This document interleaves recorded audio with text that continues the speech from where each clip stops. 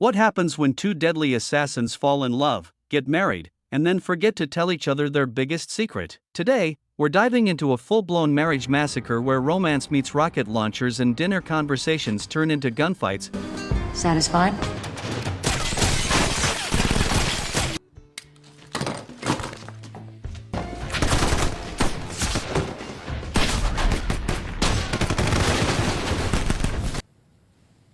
John Smith, a successful executive in the construction industry, and his wife Jane Smith, a tech support consultant, are sitting side by side in a marriage counselor's office. The couple recounts the story of their first meeting, a wild, almost unbelievable tale set in Bogota, Colombia. At the time, both were traveling alone, unknowingly in the same country for highly classified missions.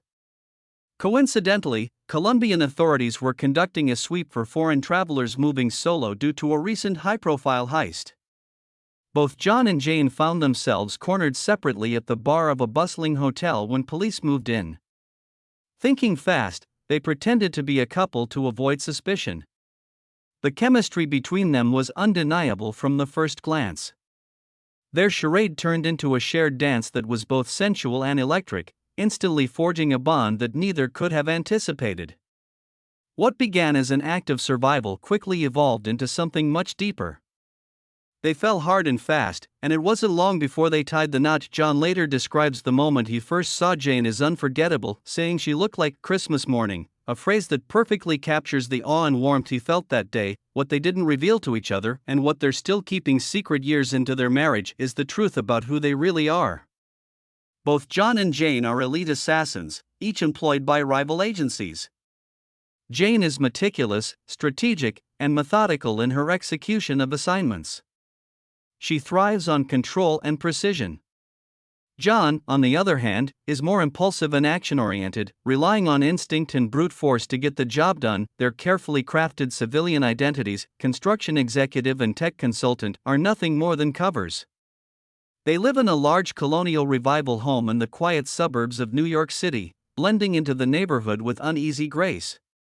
Jane struggles to relate to the other suburban moms, while John attends networking events with other men who trade financial tips he barely pretends to care about. In an effort to maintain the illusion of a normal life, Jane throws herself into domestic routines, ordering new drapes, rearranging furniture, and preparing elaborate dinners. John, however, rarely notices or appreciates the changes.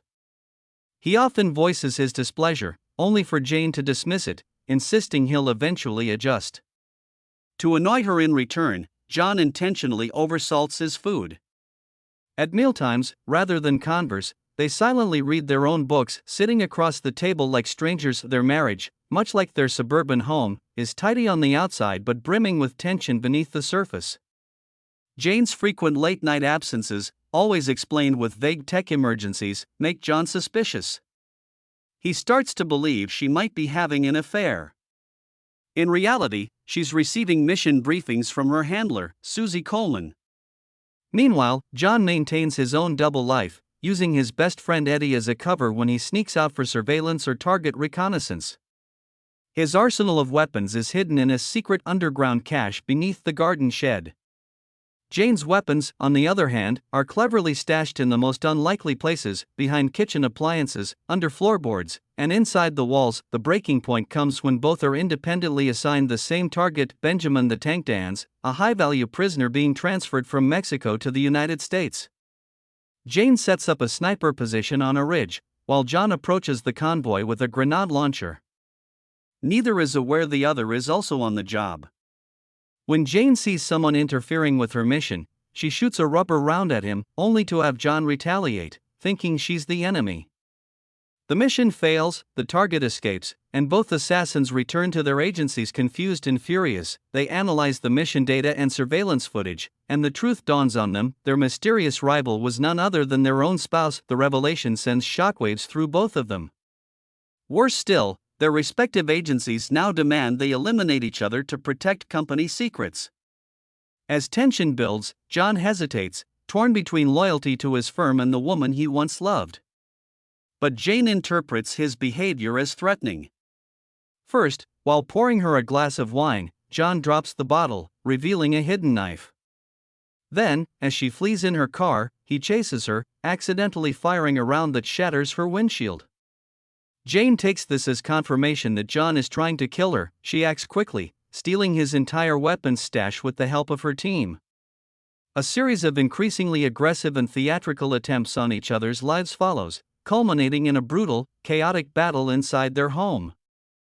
Furniture is destroyed, bullets fly, and walls are torn apart. At one point, they are both on the verge of pulling the trigger, guns pointed at each other.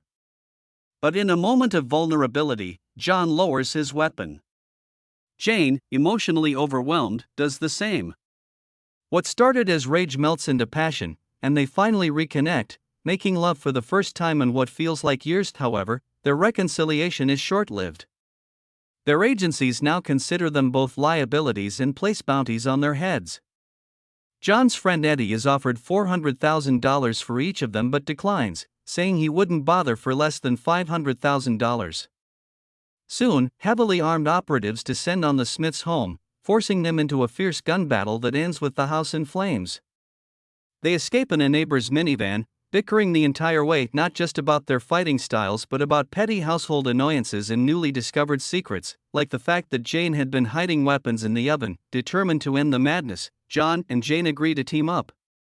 They abduct Benjamin Dance from a secure facility, hoping to trade him to their employers as leverage. But Dance reveals that he was never the actual target. He was a decoy, bait designed to flush one of them out so the other would eliminate their spouse.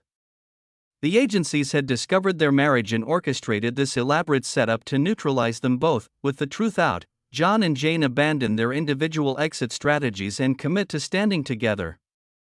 The final confrontation occurs inside a sprawling department store, where the couple works in sync like never before, using teamwork and their complementary skill sets to defeat an army of elite operatives. In the aftermath, the Smiths return to their marriage counselor. Sitting much closer than before, their demeanor has changed completely. They now share small, knowing smiles, their body language warm and affectionate. When asked how things are going, they say their marriage has never been better. The counselor brings up the earlier question about intimacy. John doesn't speak but subtly flashes 10 fingers. The answer is clear: their relationship, once hanging by a thread, has been reforged through fire, bullets, and betrayal. But most of all, through love. This was Mr. and Mrs. Smith: action, chaos, and love all rolled into one explosive package. If you enjoyed the recap, smash the like button, hit subscribe, and remember, love is a battlefield, but with the right teammate, it's game on.